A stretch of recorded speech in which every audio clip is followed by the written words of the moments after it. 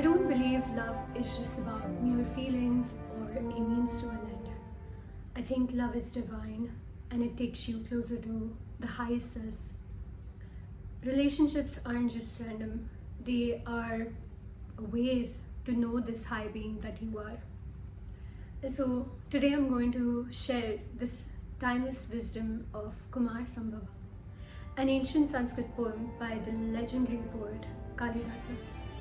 It tells the story of Lord Shiva and Ma Parvati, two divine forces whose union gave birth to Kumara, the warrior who saved the cosmos. But beneath the myth, there's a hidden guide for modern love. Let's explore some of these themes of Kalidasa's magnum opus and how we can apply them in our modern relationships, where, let's face it, dating is hard and one is often not having inner alignment with what they truly desire. Because all of us just look at social media for inspiration about what we should be desiring. The Kumar Sambhavam is a deep and beautiful epic poem with several meanings and subtleties that might be too vast to cover in one video. But I shall try my best to explore the inner journey of Ma Parvati to become one with Shiva. Here's a short summary of what happens before the events of the Kumar Sambhavam take place.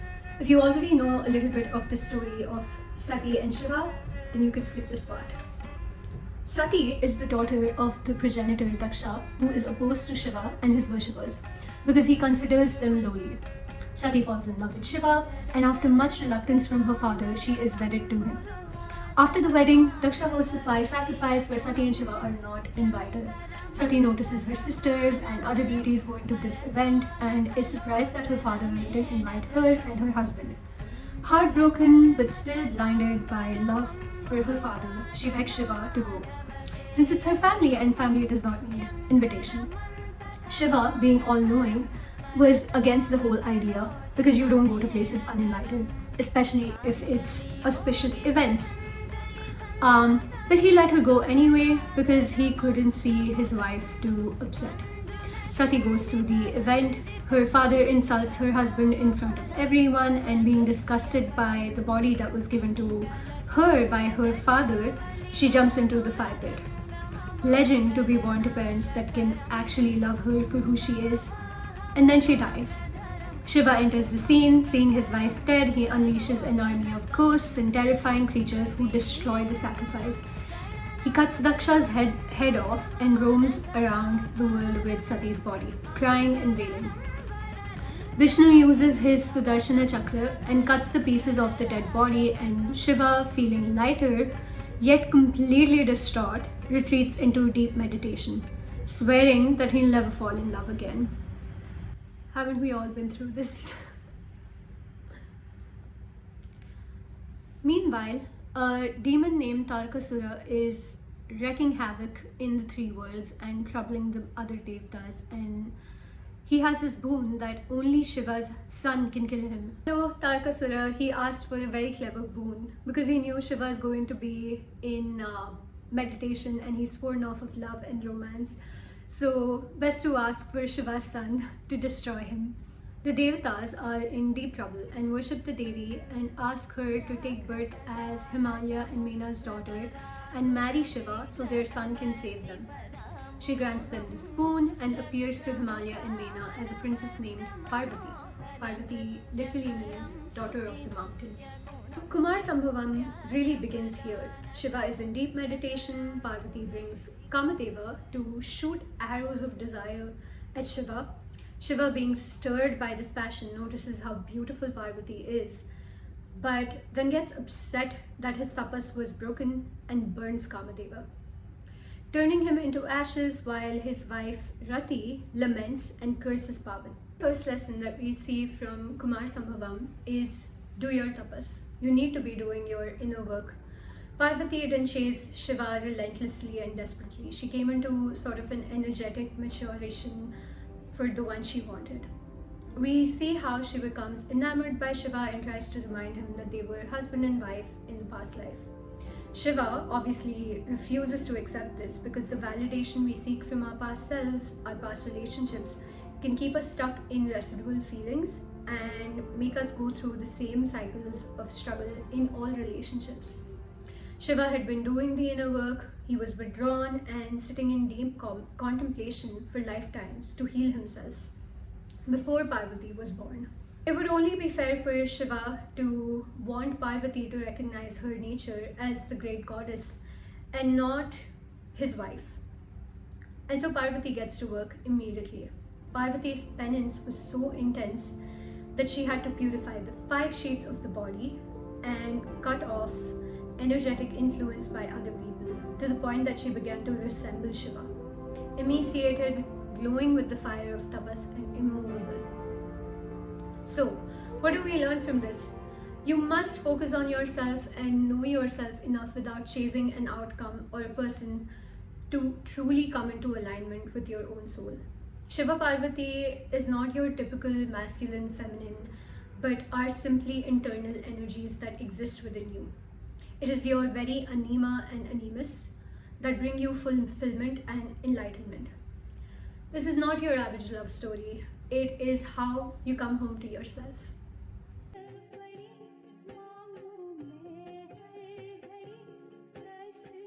The second thing we learn from Kumar Sambhavam is to recognize the power of devotion. Parvati's devotion wasn't weakness, it was active love. It was a radical act of love.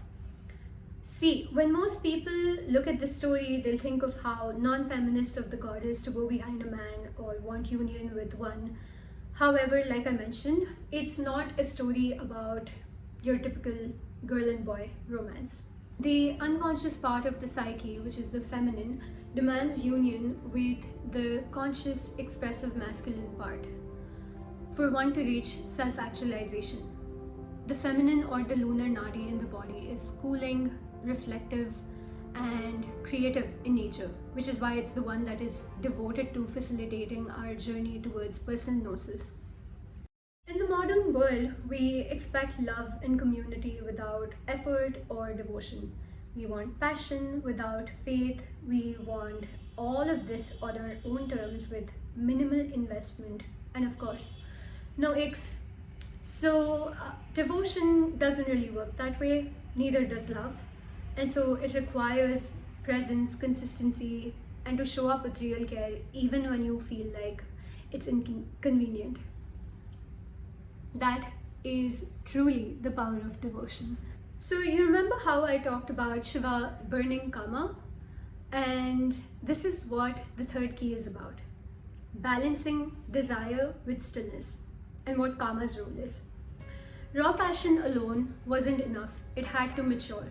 Kama had to be burned by Shiva's power of penance, his discernment, and turned into spirit in order to teach us.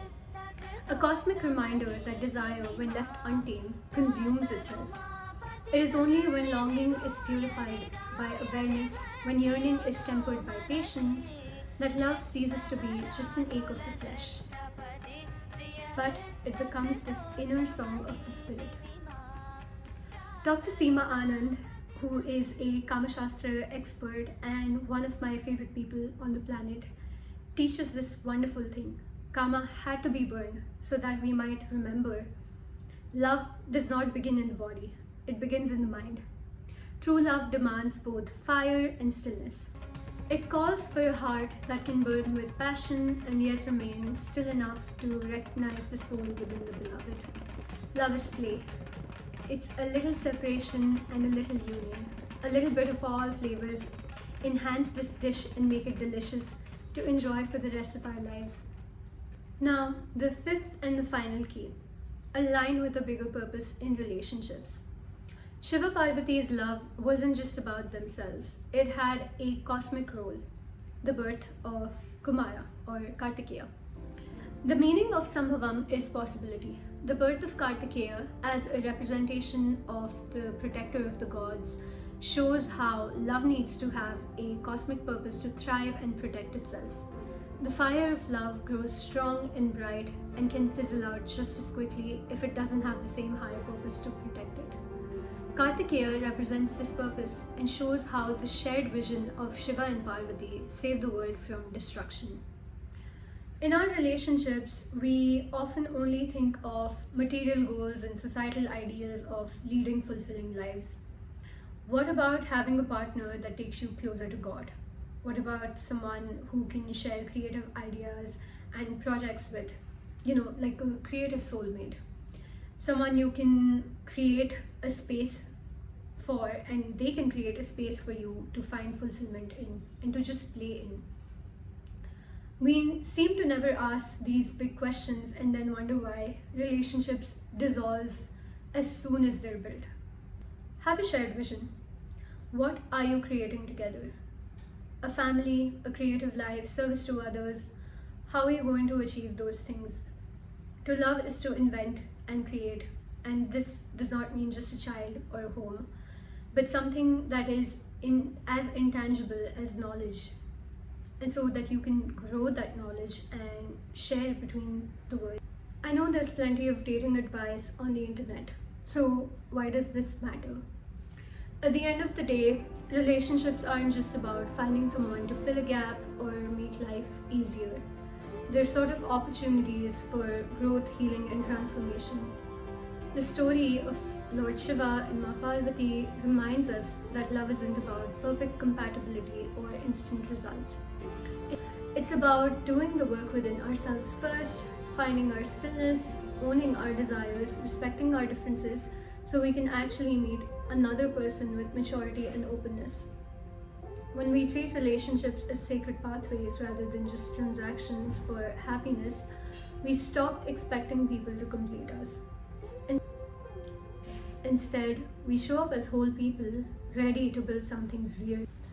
So, thank you so much for watching this video. If you've connected to the message, please leave a comment. I'd love to hear your thoughts about love, romance, and modern dating. I'd also like to know if there are any other plays that you would like for me to explore in Sanskrit literature. Don't forget to like, share, and subscribe. And I finally want to thank my Patreon subscribers who allow me to explore, create, and play endlessly. If you'd like to join my Patreon, I write a lot of exclusive articles and all of my videos go in there first. So I'll post a link of that below. Thank you so much for joining me today. Shri Matre Namaha.